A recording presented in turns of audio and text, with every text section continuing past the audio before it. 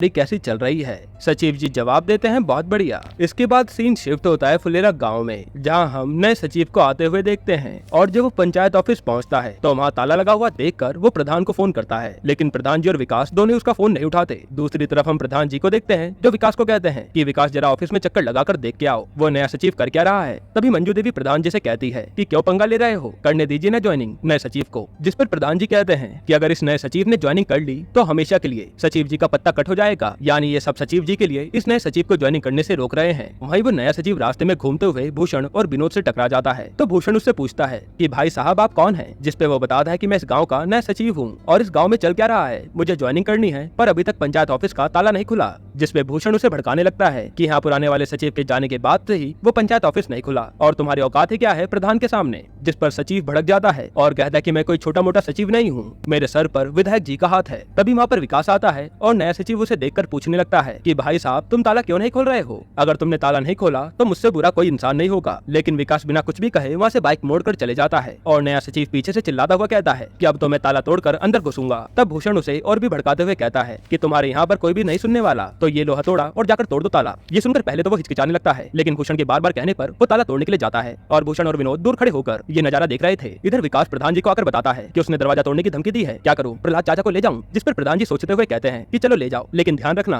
प्रहलाद सिर्फ समझाए, मारपीट पर ना उतर आए, और अगर प्रहलाद ने ज्यादा दारू पी रखी होगी तो उसे लेकर मत जाना। तब विकास कहता है कि आजकल उनका पता ही नहीं लगता कि उन्होंने ज्यादा पी रखी है या कम। तभी वहाँ मंजू देवी आती है और विकास को खाना देते हुए कहती है कि इसे प्रहलाद को दे देना, और कहती है कि आपके और उस सचिव के बीच जो भी गड़बड़ चल रही है उसके बीच में प्रहलाद को बिल्कुल मत लाना। उस टाइम पर प्रधान जी मंजू देवी को तो मना कर देते हैं, लेकिन विकास वहाँ से सीधा प्रहलाद के पास पहुंचता है। तब हम प्रहलाद को देखते हैं जो अपने बेटे के गुजर जाने के बाद गम में नशे में पड़ा होता है। विकास उसके पास जाकर उसे जगाता है और उसे खाना खाने के लिए कहता है। फिर जैसे प्रहलाद टिफिन खोलने लगता है, इतनी देर में विकास प्रहलाद को बता देता है कि नया सचिव ज्वाइनिंग करने आया है और वो ताला तोड़ने वाला है। ये सुनकर प्रहलाद को बहुत गुस्सा आता है, जिसके बाद ये दोनों बाइक पर बैठकर सीधा ऑफिस पहुंच जाते हैं। इधर भूषण और विनोद इन्हें देखकर दूर से मजे ले रहे थे और एक दूसरे से कहते हैं कि भैया अब मजा आएगा। फिर पंचायत ऑफिस आने के बाद प्रहलाद खाना खाने लगता है और सचिव को कहता है कि तुम ताला तोड़ते रहो और विकास जब तक हम खाना खा रहे हैं तुम एक बढ़िया सा बांस ले आओ और आगे से उसे थोड़ा नुकीला रखना। अब इसके बाद हम विधायक को देखते हैं जिसने अपने घर में संगीत का कार्यक्रम रखा था और विधायक अपनी बेटी के साथ बैठा होता है। तभी वो अपनी बेटी से पूछता है कि बेटी हम इस अपने नए घोड़े का क्या नाम रखें। उसकी बेटी कहती है सितारा रख दीजिए और विधायक उस घोड़े का नाम सितारा सिंह रख देते हैं। तभी विधायक का चेला उसे बताता है कि जो आपने सचिव फुलेरा गांव में भेजा था उसे वहाँ का प्रधान ज्वाइनिंग करने नहीं दे रहा। ये सुनकर विधायक का खून खोल जाता है और वो तुरंत गाड़ी निकलवाता है और कहता है कि आज चलो पूरे गांव वालों को मिलकर मारेंगे। जिस पर उसका चेला उसे समझाता है कि विधायक जी जरा जरा सी बातों के लिए आप कहाँ जाएंगे, आप बस डीएम मैडम को कंप्लेन कर दीजिए, बाकी वो देख लेंगी। और विधायक डीएम मैडम को कंप्लेन कर देता है। जिसके बाद हम प्रधान जी को देखते हैं जिसके पास डीएम मैडम का फोन आता है। तब प्रधान जी मंजू देवी की बात करवाता है और डीएम मैडम मंजू देवी को काफी बुरी तरीके से हड़का देती है कि तुम्हारे ऑफिस में चल क्या रहा है। मंजू देवी कहती कि क्या चल रहा है मैडम, कुछ भी तो नहीं। डीएम मैडम कहती है कि अगर तुम ऑफिस जाओगी तभी तो पता लगेगा ना, जल्द से तुम और प्रधान मेरे ऑफिस पहुंचो। जिसके बाद मंजू देवी और प्रधान जी पहले पंचायत ऑफिस पहुंचते हैं, जहां मंजू देवी देखती है कि नया सचिव दरवाजे पे बैठा है और प्रहलाद खाट पर सोया होता है। तब मंजू देवी उसे उठाती है और कहती है कि यहाँ चल क्या रहा है। प्रहलाद कहता है कि कुछ भी नहीं, मैं तो बस यहाँ पर सो रहा था। तब नया सचिव बोल पड़ता है